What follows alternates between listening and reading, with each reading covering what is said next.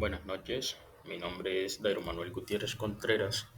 Me encuentro vinculado en el Tecnólogo de Desarrollo de Productos Electrónicos, número de ficha 3070-458. Esta evidencia hace parte del componente transversal Ciencias Naturales. Y a continuación, por medio de este video, vamos a entender y a comprender qué es la segunda ley de Newton, dónde la podemos evidenciar en nuestra vida cotidiana y por qué es importante la segunda ley. Entonces tenemos que la segunda ley de Newton también se conoce como el principio fundamental de la dinámica y textualmente establece que la aceleración que experimenta un objeto es directamente proporcional a la fuerza neta que actúa sobre él e inversamente proporcional a su masa. ¿Esto qué quiere decir? Bueno, inicialmente tenemos un gráfico donde tenemos una esfera. Esa esfera tiene una masa, tiene una masa. ¿Y qué pasa con esa esfera? Si yo quiero mover esa esfera de ese punto donde ella está ubicada, debo aplicar una fuerza. En este caso se ve una fuerza horizontal. Y cuando yo aplico esa fuerza horizontal, inmediatamente voy a obtener o a presenciar una aceleración en esa esfera. Entonces, esta fuerza, si yo la quisiera determinar, yo la puedo calcular como la masa la masa de esta esfera multiplicada por la aceleración que esta va a representar. Entonces, cuando ya tenemos este ejemplo de esta forma, podemos ver que entre mayor masa tenga un objeto, más resistencia va a ofrecer o más fuerza necesito tener para generar en él un movimiento y vencer la inercia que inicialmente él tiene, para que se pueda dar como tal la segunda ley de Newton. Entonces, acá tenemos un ejemplo, ¿cierto? Donde tenemos este heno, tenemos a este hombre empujando ese heno obviamente con una fuerza.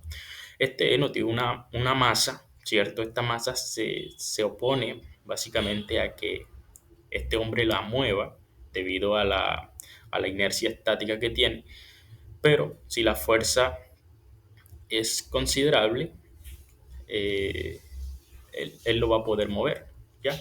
Entonces, él debe tener una fuerza mayor para vencer la inercia y para que pueda darse un movimiento, y cuando se da este movimiento enseguida aparece una constante derivada debido a la aceleración, ¿ya? Entonces, de esa forma nosotros determinamos la fuerza como la masa por esa aceleración.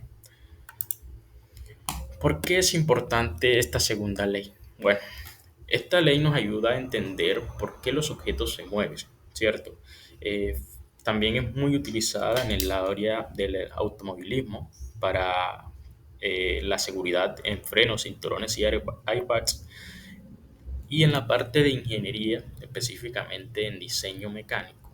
Esto es muy, muy, pero muy importante porque se necesitan conocer las fuerzas para poder diseñar basándose en esos requerimientos y considerando que los elementos actuantes, llámese materiales, elementos de unión, eslabones, entre otros, no vayan a fallar con las cargas que se apliquen. Y es muy importante considerar la dinámica dentro de un diseño.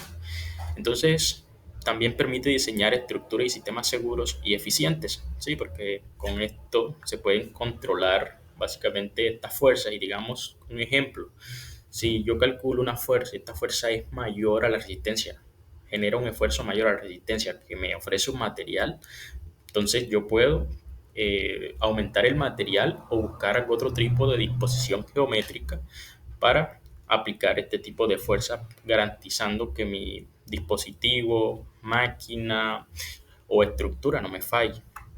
Entonces, hay varias ecuaciones dependiendo del caso. En este caso, un tramo recto es la forma más simplificada y yo puedo determinar la fuerza conociendo la masa del objeto, o sea, un cuerpo, y la aceleración. ¿Sí? Entonces, con esas dos variables yo puedo determinar la fuerza que requiero allí. Además, hay casos especiales cuando ya es diagonal. Debo considerar las componentes rectangulares porque se me van a generar componentes tanto en el plano X como en el eje X como en el eje Y, recordando en el plano cartesiano. Y hay uno que es liso, es decir, no tiene coeficiente de fricción estático y dinámico, y hay uno que ya es un poco más rugoso. Ahí sí sale un coeficiente de fricción que se va a oponer al movimiento y sale otra fuerza denominada fuerza de fricción en caso de querer hacer un estudio un poco más avanzado. Luego, un carrito móvil con bloque. Ya esto sí utiliza lo que es la tangente del ángulo para determinar la aceleración, multiplicado también por la gravedad. Y si tengo dos poleas y tengo en estas poleas que una masa es mayor a la otra, ubicada en cada extremo, lo que voy a notar es que en el extremo donde la masa es mayor, pues se va a ir hacia abajo y el otro va a subir. Allí se puede dar un movimiento relativo. Entonces, sigamos analizando. Esto es muy importante para criterios de ingeniería que se deben considerar. Ejemplo de la segunda ley. Bueno, aquí tenemos un ejemplo muy sencillo realmente. Dice, un cuerpo de 8 kilogramos recibe una fuerza de 40 newton. Calcule la aceleración. Entonces aquí me dan la masa, ¿cierto? Me dan la masa, que son los 8 kilogramos. Y me dan la fuerza, que son 40 newton. Conociendo la fórmula de la segunda ley, dice que la fuerza es igual a la masa por aceleración. Lo único que realizo es despejar la aceleración. Y entonces la aceleración queda que es directamente proporcional a la fuerza e inversamente proporcional a la masa, porque la masa siempre va a hacer que el objeto trate de detenerse. Entonces, aplicando esa sencilla fórmula, queda 40 sobre 8 y obtengo un valor de la aceleración de 5 metros por segundo. ¿Por qué metros por segundo? Porque todas las unidades las estoy 5 metros por segundo cuadrado. 5 metros por segundo cuadrado, ¿por qué? Bueno, porque las unidades están trabajadas en el sistema internacional. Seguimos. Segunda ley de Newton en la vida cotidiana. Cuando se patea un balón de fútbol, ahí se puede apreciar la segunda ley. El balón, como tal, tiene una masa vinculada y cuando la persona lo patea, genera una fuerza en él. Entonces, esa fuerza con esa masa eh, va a generar una aceleración de ese balón y se puede determinar. Lo mismo que cuando tengo un vehículo, digamos que se le acabó el combustible y se desea moverlo eh, hasta un lugar para nuevamente tanquear este vehículo. Entonces, las personas aplican fuerzas al vehículo, pero el vehículo tiene una masa ya establecida por fabricante. Entonces, también puedo determinar la aceleración con que ellos pueden estar empujando este carro. Lo mismo una mesa, también en una bicicleta. En una bicicleta, pues hay que notar que el aire también ejerce un tipo de fricción sobre, en este caso, la bicicleta, sobre el balón, sobre el carro, pero es mucho más notorio cuando se va a mucha más velocidad. Entonces, conclusiones. La fuerza determina cómo cambia el movimiento. Sí, es muy importante saber que la fuerza es ese punto de partida de cómo se va a dar el movimiento. La ley permite predecir el comportamiento de los objetos, es clave en el diseño de máquinas y vehículos, es totalmente fundamental y mejora la seguridad y eficiencia en la ingeniería. Entonces, es muy importante la segunda ley de Newton. Entonces, una frase para considerar y reflexionar, así como una fuerza cambia el movimiento, nuestras decisiones cambian nuestra dirección. Entonces, ya por último, aquí tengo las referencias bibliográficas, el libro de Mecánica Vectorial para Ingeniero de Byron Johnston, el libro de Dinámica de Hibbeler, la 12ª edición, el libro de Peitel Kieselak con, con el señor sí, Dinámica de Thomson Learning.